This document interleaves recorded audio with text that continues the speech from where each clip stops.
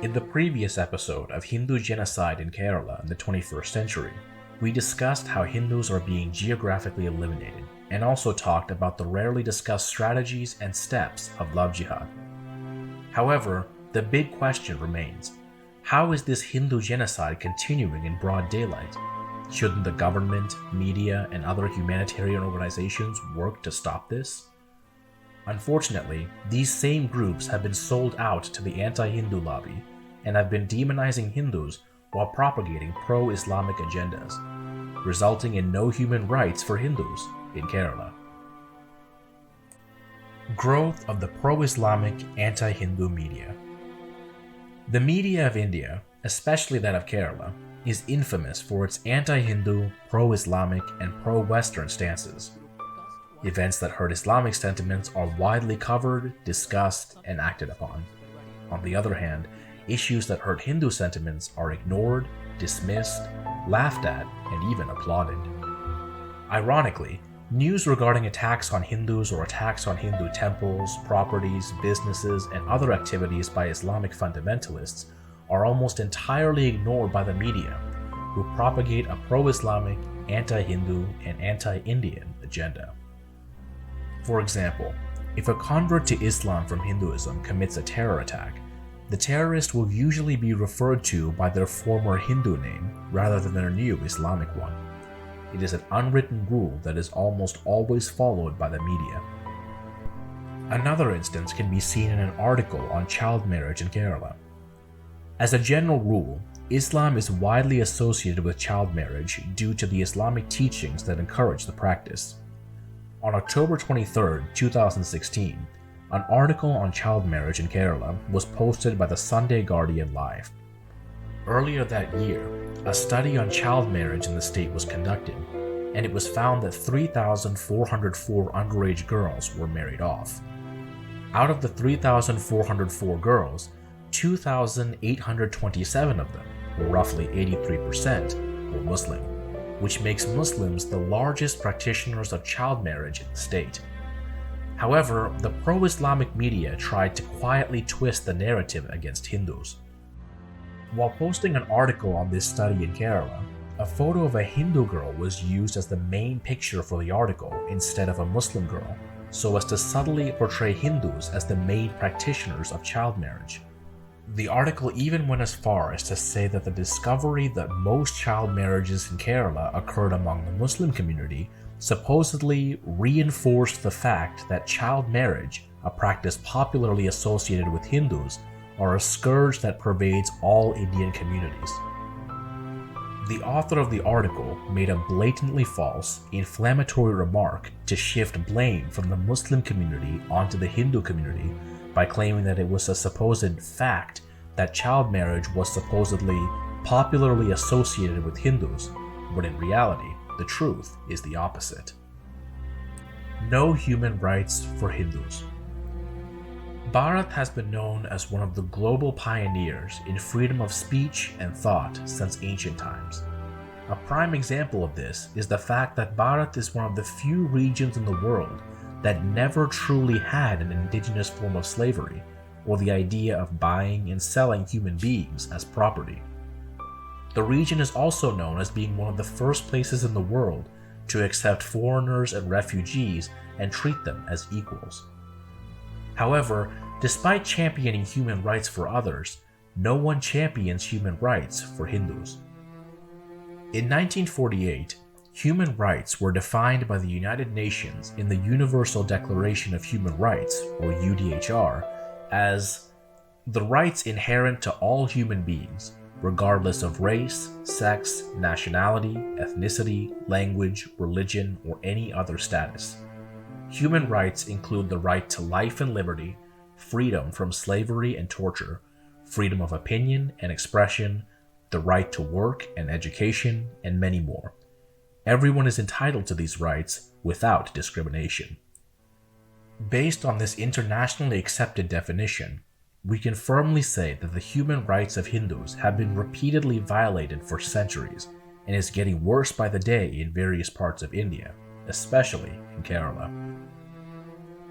One of the earliest known examples of major human rights violations against Keralite Hindus occurred during the Hindu ethnic cleansing committed by Fateh Ali Sahab Tipu, more popularly known as Tipu Sultan, in the late 1700s. This was later followed by communal rioting by Mappila Muslims in Kerala in 1921, and numerous instances of political violence against Hindus, including the murder of Hindu activists such as Paniyan Chandram and K.T. Jayakrishnan in the 1990s. Now, in the 21st century, Sanatan Dharma in Kerala is spiraling deeper into darkness, just as it did in Kashmir in the 1980s. The dark, horrific atrocities committed against Hindus in Kerala echo those of Kashmir. Beginning in the 2000s, there has been a large increase in the number of violent attacks against Hindus and Hindu activists all over Kerala. On May 2, 2003, 8 Hindu fishermen were killed in a planned attack by a Muslim mob on Marad Beach in Kozhikode, Kerala, an event which later became known as the Marad Massacre.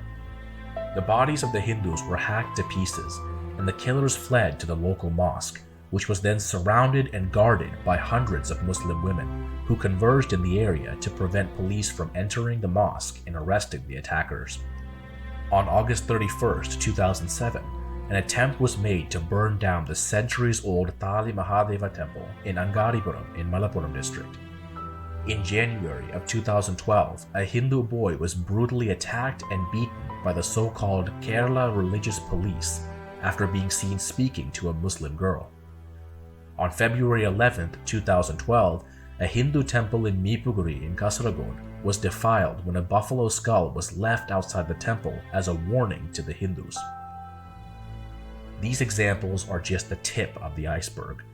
The list of these attacks on Hindus and the Hindu faith is far too long to be covered in this video. As mentioned earlier, the location may change, people may change, but the strategies remain the same.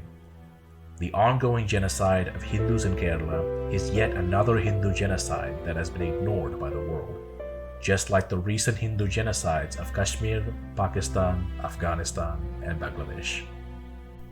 Islamization of the Malayalam film industry.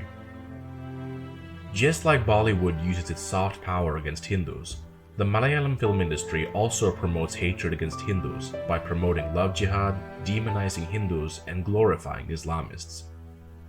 The Islamization of the film industry in Kerala began with the channeling of money from the Middle East to India via the Hawala method and gold smuggling. The Hawala method of money transfer is an Islamic parallel banking and informal money transfer system that involves the transfer of money mainly from one Muslim to another without any proof or documentation.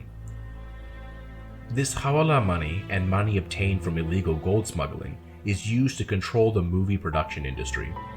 Muslim producers insist on absolute control over movie storylines, choice of actors or actresses, and character creation. Historically, these were the movie director's prerogatives. Stories are crafted to glorify the Islamic way of life, while insulting Hindus and the Hindu way of life. As a result, the villains and antagonists of the movies are typically always Hindus, while the heroes and protagonists are typically Muslim. Additionally, the heroines are typically Hindu girls. This is the exact same methodology that is used in Bollywood. Any criticism is immediately brushed off as an attack on artistic freedom. The main hub of this activity is Kochi, where hundreds of Hindu girls are drawn from all over Kerala hoping to land a role in movies. They are systematically trapped into love jihad through a variety of means, including drug parties, some of which are now being exposed by ongoing investigations. A movie directed by Ashik Abu is to be made on Varian Kunuttuhaji, a leader of the anti-Hindu Mappila riots, who ran a parallel government and established a temporary Islamic state in Malabar in 1921. He orchestrated widespread killings and rapes of innocent Hindus. In this movie, however, he is a protagonist who is whitewashed, glorified, and portrayed in a positive, patriotic light. This portrayal of an Islamic fundamentalist, who was responsible for setting off a series of mass murders and rapes as a noble individual with noble aims and pursuits, is a direct result of the Islamization of the movie industry in Kerala. just like Dawood Ibrahim and many other Islamists have been glorified in Bollywood. Unfortunately, the rest of the world is not the main issue. Our own fellow Hindus have turned a blind eye towards the plight of Hindus in Kerala, just as they did for years towards Pakistani Hindus, Bengali Hindus, Kashmiri Hindus, and many others.